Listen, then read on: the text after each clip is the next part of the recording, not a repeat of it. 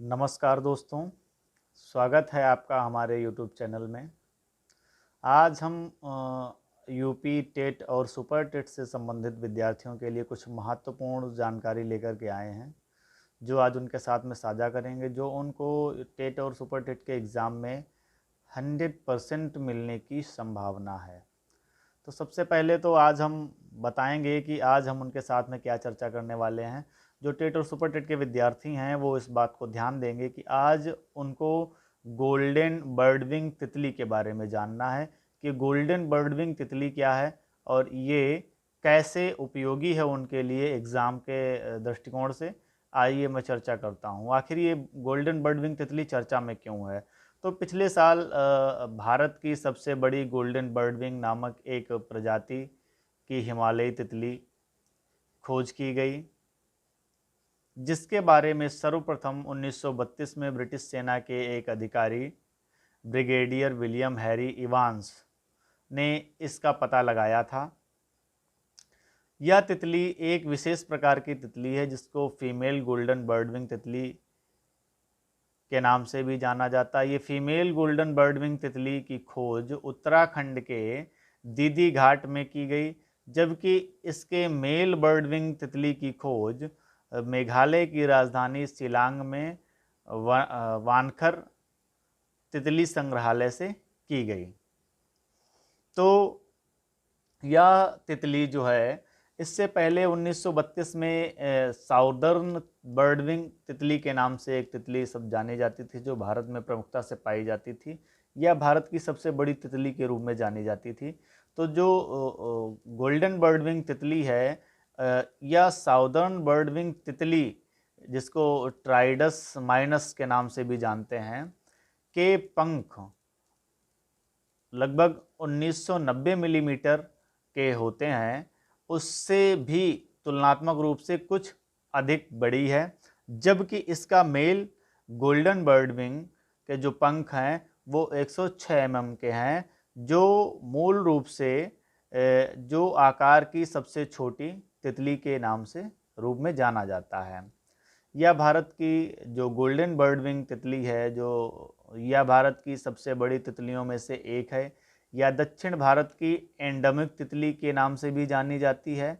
यह पश्चिमी घाट महाराष्ट्र, पूर्वी घाट केरल, तमिलनाडु, गोवा, आंध्र प्रदेश, कर्नाटक आदि राज्यों में पाई जाती है।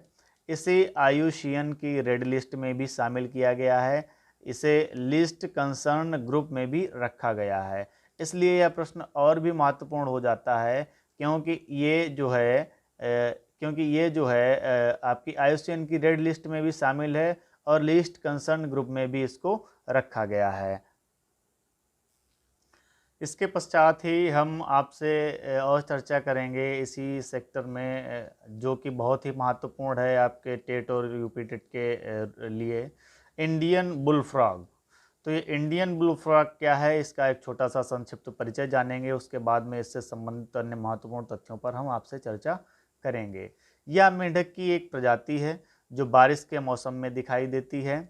यह अपने आसपास के वातावरण के अनुसार रंग बदलते हैं। बारिश के समय इनका रंग पीला हो जाता है। इसके मुंह के पास थैलियाँ, जिसे ब्लू वोकल सॉक्स कहते हैं, होती हैं। यह दक्षिण पूर्व एशिया में पाई जाने वाली मेंढक की प्रजाति है तथा भारतीय उपमहाद्वीप में पाई जाने वाली मेंढक की सबसे बड़ी प्रजाति है, जिसको इंडियन बुलफ्रॉग के नाम से जानते हैं। आइए इसके बारे में अन्य महत्वपूर्ण बिंदुओं पर चर्चा करते हैं, जो टेट और सुपर टेट के दृष्टिकोण से बहुत ही महत्वपूर्ण है, एग्जाम में आने वाले प्रश्न हैं। इसमें इसे निशाचर माना जाता है।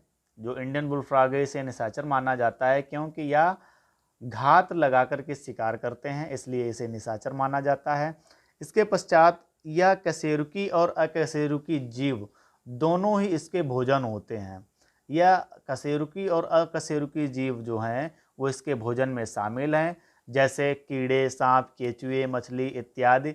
इसकी क्रैकिंग काल, अन्य पॉइंट में इसको समझेंगे, इसकी जो क्रैकिंग काल होती है वो मादा इंडियन बुलफ्रॉग को आकर्षित करती है, और जो आकर्षित करती है बारिश के समय में उनका आपस में सम्मेलन होता है और उसके पश्चात ये प्रजनन के लिए बहुत ही इनके उम्दा समय होता है, जो बारिश का मौसम होता है। तो इसकी जो क्रॉकिंग कॉल होती है वो जो मादा बुलफ्रॉग होती है उसको आकर्षित करने के लिए होती है। इस प्रजाति को भारतीय वन्यजीव अधिनियम 1972 की अनुसूची 4 के तहत संरक्षित किया गया है। साथ ही यह international union for conservation of nature की लिस्ट कंसर्न श्रेणी में भी शामिल है, जिसको आप IUCN के रूप में जानते हैं। यह IUCN की लिस्ट कंसर्न श्रेणी में भी शामिल है।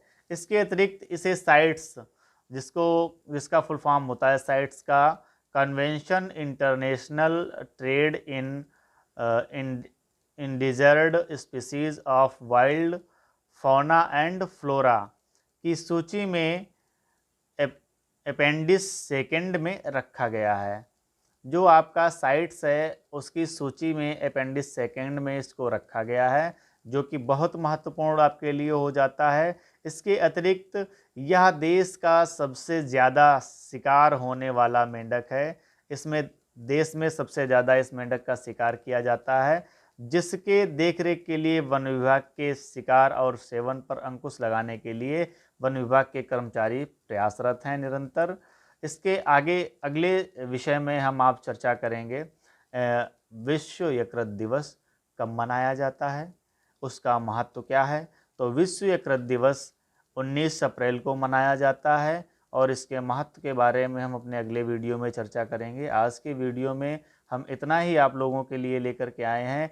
इसके आगे की वीडियो में भी मैं पर्यावरण पर आप लोगों को बेहतर से बेहतर जानकारी दूंगा, जो कि आपको एग्ज़ाम हॉल में सीधे सीधे क्वेश्चन पकड़ने को मिल जाएं। इसी के साथ में मैं आज अपने इस लेक्चर को यहीं तक रखता हूं। और जो भी मेरे यूपी टेट और सुपर टेट के विद्यार्थी हैं वो लोग इस बात पर विशेष ध्यान दें, जो पर्यावरण का सेक्टर है मैं जो उनको टीच कर रहा था, पढ़ा रहा था, उसको मैं अब यहीं पे कंटिन्यू आगे करने वाला हूं। उसके साथ ही साथ बाल मनोविज्ञान को भी मैं चीज़ें यहाँ पे दूंगा, जिससे आप अपने टेट और सुपर टेट की बेहतरीन तरीके से तैयारी कर सकते हैं और अपना अच्छा रिजल्ट टेट और सुपर टेट में गेन कर सकते हैं। इन्हीं शुभकामनाओं के साथ धन्यवाद।